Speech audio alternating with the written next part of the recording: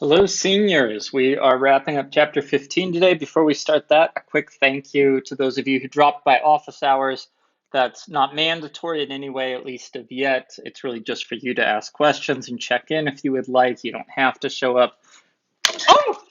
I got a piece of paper thrown at me by my wife to make up for the piece of cereal I threw at her 2 days ago. Anyways, yeah, unfortunately the video wasn't available for that. Anyways, uh, I will be discussing that part of the chapter, but I got some really good feedback from the people who showed up for office hours on what they want to do with the class and what they think the best way for the class to head will be once we're done with Invisible Man. So I really appreciate, again, how much people have been reaching out to me, letting me know what seems to work, what doesn't seem to work, what could be changed, what we could do for the end of the year. I appreciate that you're all clearly still in this with everybody else right now. Also, Miss Moreno answered some of the questions that came up during office hours. Some students asked, what do we do with our Chromebooks? What do we do with our Invisible Man books? Miss Moreno said as of Wednesday morning that the best thing is going to just be for the Invisible Man books, put them in a safe and memorable place where when you come to get your Q4 report cards or even transcripts, as this year closes, you'll be able to turn the book in. There's no rush at the moment, particularly because of social distancing, for you to return anything to school unless we probably tell you otherwise. As far as graduation, the message that Ms. Poles sent out, I think Tuesday, to parents and guardians was that we're aiming for mid-June. If you would like to touch base with a parent or guardian, they should have gotten an email about that. But there will be an in-person graduation ceremony, and we're all very much looking forward to that. We feel bad that, of course, it's not going to happen the way we all thought back in August it would look and when it would be. But trust us, and especially Ms. Poles when she says that we're doing what we can to make sure it's the best thing that we can do, and the most like what the end of May would have been like, even down to Miss Poles scheduling the Leo Rich Theater, which is where we've had graduations, I think, the last 3 years or so. Anyways, we'll move on. But again, just a quick thank you to those of you who reached out to me with suggestions.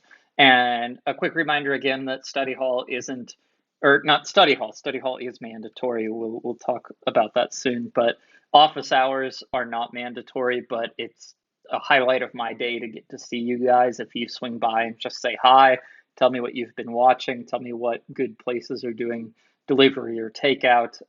It gives me a sense of normalcy. I appreciate it. So thank you. Anyway, we'll jump into these quotes here.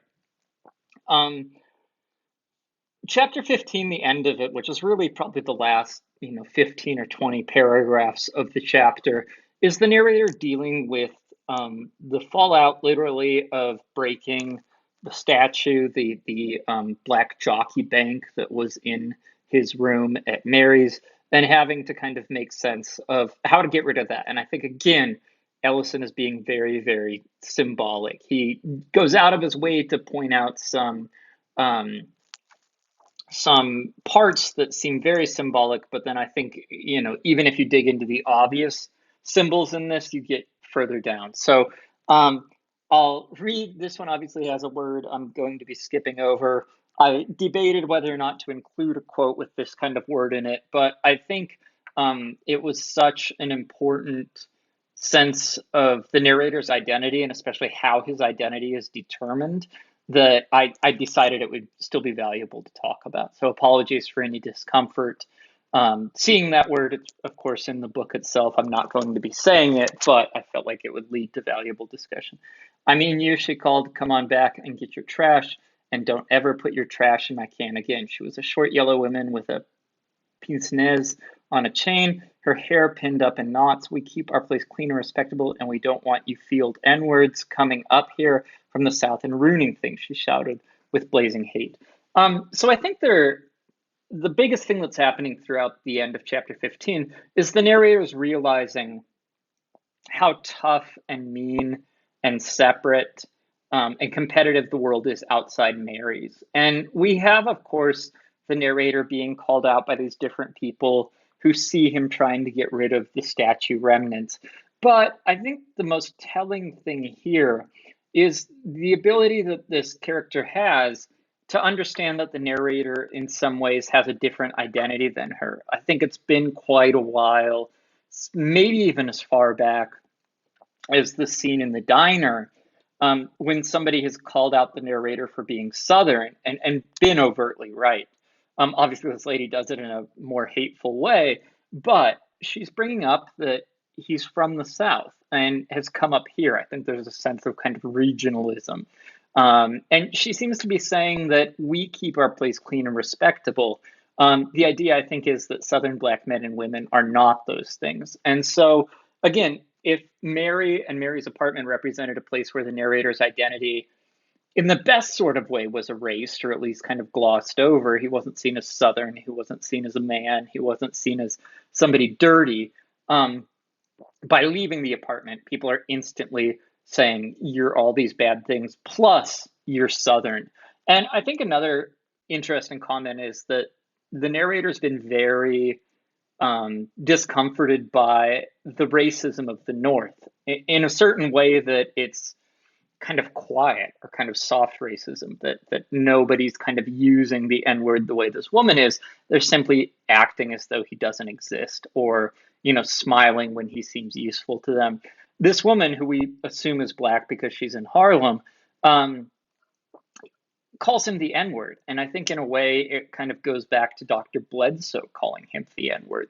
The idea that a Black person calling another Black person that would have a kind of layer of anger and I think superiority that wouldn't come necessarily from other areas. Not that it's ever a good word to use for any group, it's certainly not.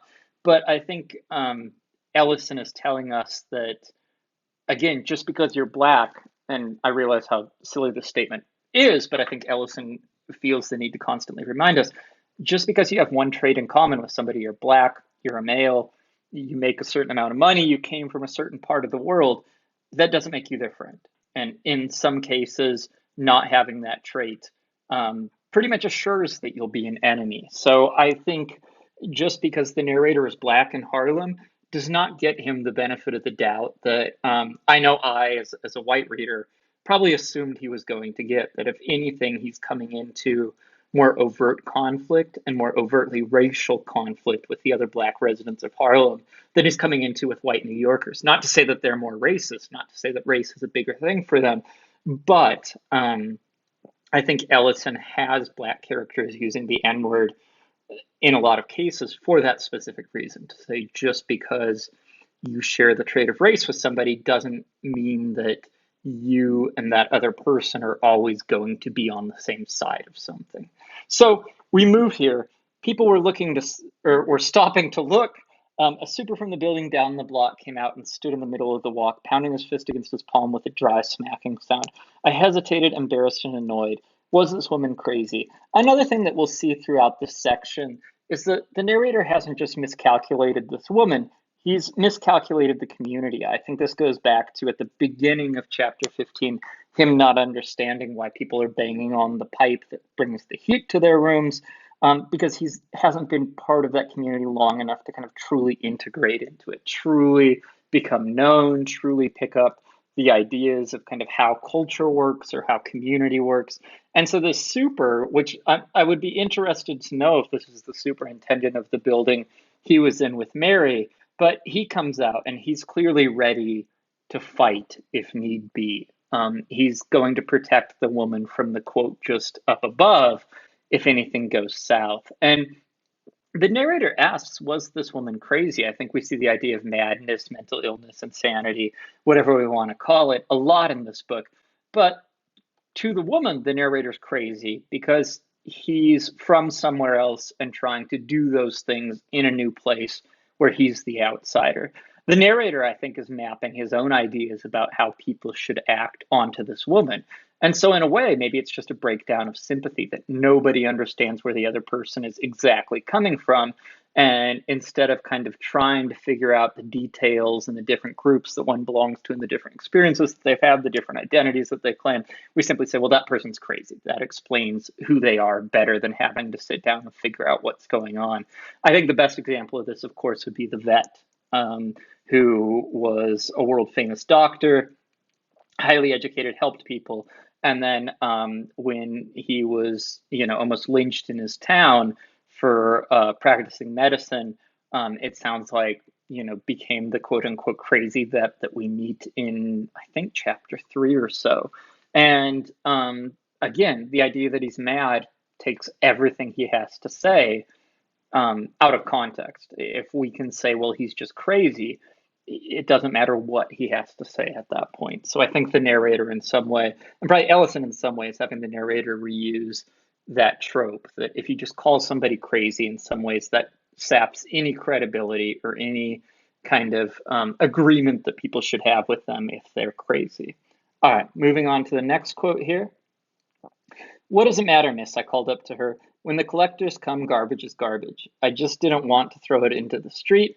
I didn't know that some kinds of garbage were better than others. Never mind your impertinence, she said. I'm sick and tired of having you Southern Negroes mess up things for the rest of us.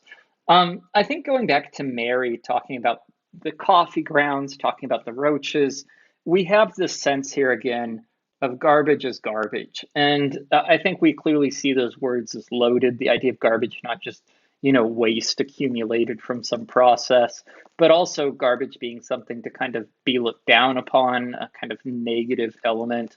It seems like the narrator is saying, in some ways, if we're both garbage to society, we're both kind of Black people who don't integrate or aren't valued in the way we'd like to be, what's the difference here?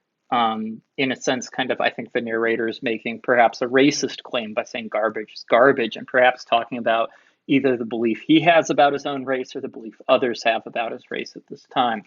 But the woman that he's talking to isn't interested in that argument.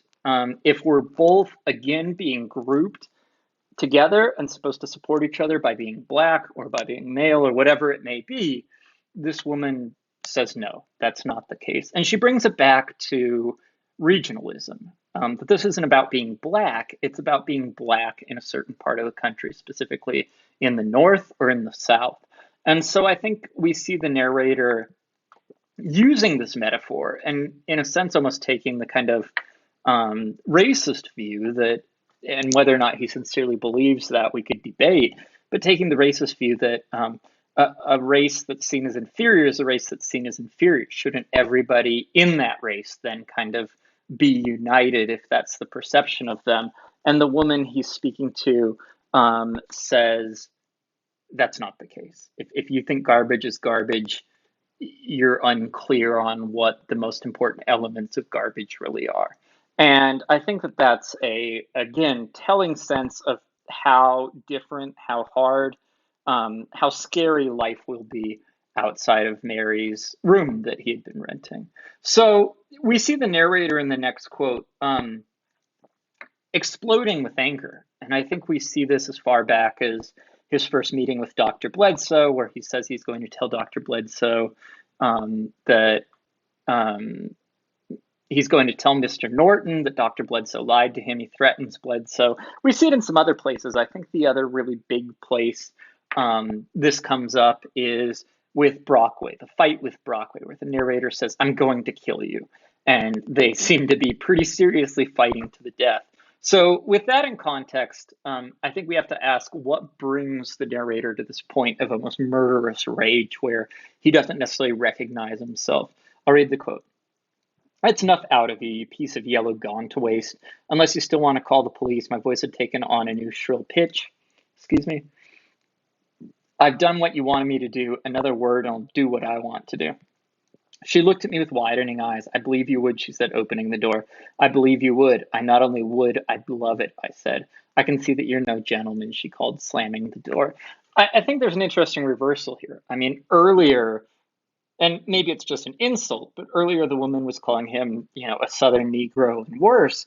Here she says, I can see you're no gentleman. I think that suggests that there was at some point the chance to be a gentleman or the possibility he was a gentleman. How far back that possibility was in play, I guess we could debate, especially given that first term she uses for the narrator. But she seems to be on the defensive and seems to be scared. She looked at him with widening eyes. I believe you would. I believe you would. He seems to be threatening to hurt her or kill her. And I not only would, I'd love it. I think we see the narrator, perhaps if he's feeling like, even to the Black people of Harlem, he doesn't have a chance to be the person that he wants, he's going to do what he wants to do. I think we've seen this at different places in the book already. At the college, he was doing what other people wanted him to do, and it seemed to get him put further and further behind. You all had brought up in conversations that if somebody realizes a game is unwinnable, what stops a person from just kind of indulging their whims or their temper or their desires? I think we do have that sense, perhaps, that why the narrator feels murderous is in part because he feels like this is a group that rejects him as much as white leadership. So I think it's telling that Ellison uses that phrase, I'll do what I want to do, a very kind of twisted Emersonian sense of independence. Here it's probably, violence up to murder. But the narrator, I think, in essence, is responding to the woman and saying, if I don't have a single chance to ever get into this community's good graces, that's not above me. If I can't lose anything, you need to be careful around me. And I don't necessarily think that's an admirable thing, but I think it's the narrator once again grappling with the positive and negatives of being truly independent. That if you can't play a game, of course, you lose out on any benefits or kind of, teamwork that could come from that, but you also have total freedom to play by any rules you want. All right, so moving on. 2 blocks further along, my anger had ebbed, but I felt strangely lonely. Even the people who stood around me at the intersection seemed isolated, each lost in his own thoughts. When I read this, I thought, of course, of the last scene, and it seemed like there was an element of community in the last scene, that the super came out to protect this woman who's yelling at the narrator. So I didn't know if the narrator was kind of projecting himself, the loneliness he feels, onto the isolation of the people around him, if this is a result of kind of hustle and bustle New York. But it seems like it's an odd statement for the narrator to make, in part because, as we see later in this section, he brings up the eviction and how he had united people, that for 2 hours they were occupying the home that that couple lived in. So I think we see the narrator again be totally influenced by events. At this moment, when he feels like this woman and the man rejected him or threatening him, when he looks around, he sees people who are totally isolated from each other, totally disconnected from one another, no sense of community at all, because that's probably how he feels. But later, when he reads the paper and sees that he's noteworthy as a rabble rouser, that sense of community instantly returns. Oh, Harlem wants me. Harlem thinks I'm a hero. Harlem is a community that has very tight bonds. The narrator seems to kind of say about Harlem, or really any community he's within or trying to be a part of, whatever kind of makes sense in the moment. And again, I maybe that's a fault, but if it's a fault, it's probably one shared by every human. So next quote here. You was moving so fast, I thought I wasn't going to be able to stop you. He said, didn't you lose something back there? A piece. Oh, hell, a friend in need, I thought, deciding to deny it. Lose something, I said? Why, no. The interesting case here is that this man is trying to be helpful. He initially thinks that the narrator absentmindedly dropped something valuable and is trying to help him. And I think, again, we see the narrator maybe reeling from that interaction with the woman, but maybe just having this mindset that he should not create a close connection with anybody, because his reaction is, oh, hell, a friend in need, I thought.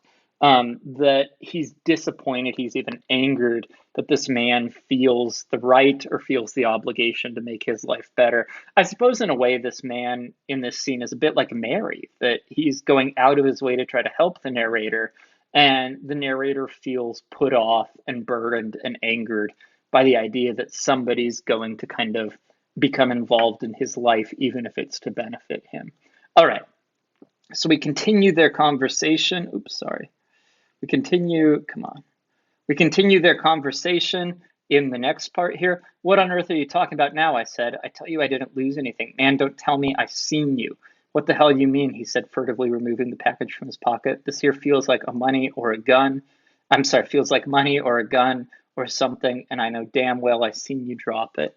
The big thing here, of course, is that he jumps to, I think, the same sorts of conclusions about the narrator that the woman on the stoop did earlier in this. But he's also a very, I think, admirable character in this moment, the man who's talking to the narrator, because the narrator is trying to directly lie to him, say, I didn't lose anything, just listen to me. And this man holds his own. I seen you. I perceive this to be true, and there's nothing you can say or do to change my mind. I know damn well I've seen you drop it. So, whereas the narrator is somebody who's constantly been swayed, oh, that's not the case. You know, Bledsoe giving him the letters and telling him the deal is you can come back to school after you've worked for these people and been totally snowed over by Bledsoe in that whole thing. This man is different. And this man believes his gut, believes his experiences, and isn't easily swayed by a fast talker. I think the narrator, in a lot of ways, is the opposite of this man. And that's probably part of what makes the narrator dislike the man and what makes the man dislike the narrator, that they're two different people. Maybe the only difference that's most important is that the narrator ought to be more like this man. So, moving on here. So you remember now, don't you? I think I'm doing you a favor and you play me for a fool. You some kind of confidence man or dope peddler or something. You trying to work one of those pigeon drops on me. Pigeon drop, I said you're making a mistake. A pigeon drop was kind of a con game. I read a little about it and then realized in my old time radio they have lots of cases like this where somebody will kind of become a quick friend to somebody else. There's an episode of, I think, a show called 21st Precinct, if anybody wants to go look it up and listen to it. But there's a woman who's on a train. A woman is sitting down and talking to her and getting to know her. And she says, I have this problem. I found all this money today and I don't know what to do with it. And I don't know where to keep it. I don't know if it's good or not. Would you help me stash this money somewhere and I'll give you a cut of the money? And the woman who's being conned is a law abider and she thinks it smells a little shady, but she also thinks that she could make some money real quick that would help out. And so the woman says, yeah, I'll go rent a locker at the bus station downtown and put the money in it. And so the woman who's being conned goes and rents this locker, puts the money in it. Her idea is to give the woman the key later to get it out. And the woman says, oh, you know, I need X amount of dollars from that money to do something to basically make it okay or get out of town or pay off the person, whatever it may be. So you give me the money in stack A and you can keep all the money in stack B, and give me a little of your money too from your own personal account to cover it. And it turns out that basically stack B, the money, whatever's in the package, is totally worthless. And it's kind of that classic email scam. Oh, you've won the lottery. You need to pay, you know, $2,000 in taxes to get the money released. I guess that would have been a much quicker way to make the point of a pigeon drop, and one we're probably all more familiar with. Anyways, he thinks he's being scammed. And again, I think we see the anger of this man trying to do him a favor and the narrator playing him for a fool. And as soon as the man thinks that, he goes back to these tropes that we saw the woman using on the stoop when she saw the narrator. This isn't a person from Harlem who's trying to do good and well. This is a confidence man or a dope peddler. This is somebody trying to take advantage of the people in Harlem. So we see that very quickly change. Whether or not the narrator is trying to fool these people, you know, I would say he's definitely trying to fool them about what it is. But whether or not it's a con game or a confidence game, I guess that's up to each reader. It doesn't seem like he's trying to monetarily benefit from losing the package. All right, so moving on. Mistake, hell, take this damn stuff, he said, thrusting the package in my hands as though it were a bomb with a lighted fuse. I got a family, man. I try to do you a favor, and here you trying to get me into trouble. So again, we see this difference that the man, the narrator, tried to get, um, not even tried to get to take the package, the man who just tried to help the narrator is setting himself up in opposition. I have a family. I live in Harlem. I'm somebody trying to do the right thing. You're somebody trying to get me in trouble. You're somebody trying to con the people in this community. You're an outsider trying to hurt us. Again, life outside of Mary's is going to be far more difficult for the narrator than he expected, in no small part because the deck is stacked against him as an outsider, that he's got to be, presumed guilty until proven innocent. And I think the narrator hasn't grappled with what being an outsider, at least in Harlem and New York, has truly meant until the end of this chapter. All right, so next one. Wait a minute, I said. You're letting your imagination run away. This is nothing but garbage. Don't try to hand me that single-minded crap, he wheezed. I know what kind of garbage it is. You young New York Negroes is a blip. I swear you is. I hope they catch you and put your ass under the jail. Something interesting here is that the man takes him to be part of a group that the woman did not. In this case, the man doesn't, call him the N word from the South. He calls him a young New York Negro. And I think we have to ask some interesting questions here then about how this man is, again, creating distance or difference between himself and the narrator. If the woman earlier was creating difference by saying, you're from the South and I'm from the North, and the North is good and the South is bad, and that's why I don't want you here. It seems like this man is talking about age. I think the most interesting word there is young. And so the man, again, is somebody with a family, somebody trying to go about business, somebody who's probably lived in Harlem for a great deal of time. And the reason he has a problem with the narrator, again, isn't that he's black. This man most likely is black as well, but that he's young and this man is older. And so, again, the belief that, well, we're both black and so we're going to be on the same side, you're going to trust me implicitly. The narrator's realizing, no, that identity is probably an infinite number of qualities one has, and any difference in one of those qualities, no matter how small in your opinion, no matter how unimportant in your opinion, is enough to make you, opposed to somebody in a group that you think is much broader or much more obvious. So this man seems to hold the narrator's youth against him. We also see the narrator, I think, using that insult that he used earlier with were these people crazy to kind of put that on the man again. You're letting your imagination run away. And it seems interesting, maybe as a result of being in the hospital or being around the vet, that he uses that so liberally. I think it's clearly been used against him at a few points, but the narrator is certainly not above calling other people crazy to kind of shut down their perspective or shut down their ideas or shut down their words. And he leads off with it that the man is making a story up that's untrue, I think, to try and instantly kind of short circuit this interaction that he's having that has gone very south very quickly. No pun intended. All right. So I went into a small, comfortably furnished room that was bright with the winter sun. This is the living room, she said proudly, and over here is your bedroom. It was much larger than I needed, with chest of drawers, two upholstered chairs, two closets, a bookshelf, and a desk on which was stacked the literature to which he'd referred. A bathroom lay off the bedroom, and there was a small kitchen. Ellison describing this room, and especially the narrator's reaction to it as it being much larger than he needed, goes back, I think, once again to the kind of irony and even contradictions of the Communist Party, that the narrator is going to kind of be the communist speech maker, but just like him buying the expensive suit just before the spending way much more money than he probably should have, he's getting a residence that's probably much nicer than Mary's, much nicer than what the communists say the working class deserves, but then with their own money on their own time are spending on themselves. So we'll wrap up there. Sorry, having the wad of paper thrown at my head threw me off for this whole lecture. Keep watching Mrs. Lang's videos. I'm going to get her back real good real soon.